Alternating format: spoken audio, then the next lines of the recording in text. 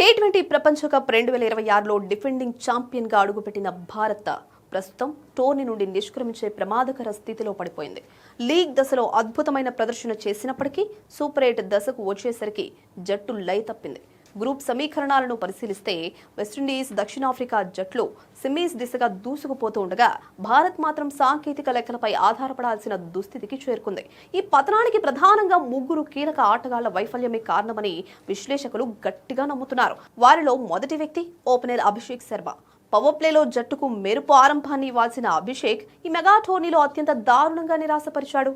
ఆడిన 4 ఇన్నింగ్స్లో కలిపి కేవలం 15 పరుగులు మాత్రమే చేయడం ఒక ఎత్తైతే వరుసగా 3 మ్యాచ్ల్లో 0కే అవుట్ అయి డకౌట్ల హ్యాట్రిక్ నమోదు చేయడం జట్టు ఆత్మవిశ్వాసాన్ని దెబ్బతీసింది. ఓపెనర్ ఇలా వరుసగా విఫలం కావడంతో మిడిల్ ఆర్డర్పై విపరీతమైన ఒత్తిడి పడింది. సరైన పునాది లేకపోవడంతో భారీ స్కోర్లు సాధించడంలో భారత్ విఫలమైంది. ఒకప్పుడు జట్టుకు వెన్నెముకగా నిలుస్తాడు అనుకున్న యువ కెరటం ఇలాంటి కీలక సమయంలో చేతులెత్తేయడం జట్టు ఓటములకు ప్రధాన పునాదిగా మారింది. మరోవైపు మిడిల్ ఆర్డర్లో ఆశలు రేపిన తిలక్ వర్మ కూడా ఈసారి చేతులెత్తేశాడు.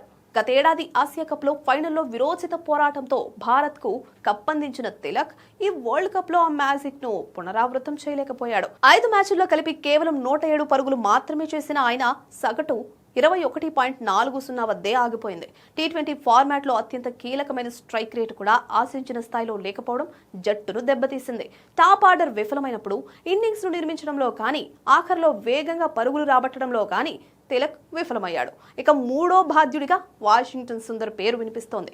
గాయం నుంచి కోలుకున్న వెంటనే వైస్ కెప్టెన్ అక్షర్ పటేల్ ను కాదని సుందర్ కు సూపర్ 8లో అవకాశం ఇచ్చారు. అయితే మేనేజ్మెంట్ పెట్టుకున్న నమ్మకాన్ని నిలబెట్టుకోవడంలో సుందర్ పూర్తిగా విఫలమయ్యాడు. 5వ స్థానంలో బ్యాటింగ్ కు వచ్చి కీలక సమయంలో 11 పరుగులకే అవుట్ కావడమే కాకుండా బౌలింగ్ లోనూ కనీసం ఒక వికెట్ తీయలేకపోయాడు. ప్రధాన స్పిన్ ఆల్రౌండర్ నుంచి ఆశించిన సహకారం అందకపోవడం జట్టు సమతుల్యతను దెబ్బతీసింది. ఇలా బ్యాటింగ్, బౌలింగ్ విభాగాల్లోని కీలక ఆటగాళ్లు ఏకకాలంలో ఫామ్ కోల్పోవడంతో టీమిండియా సెమీస్ బర్త్ ను దాదాపు కోల్పోయే పరిస్థితికి చేరుకుంది.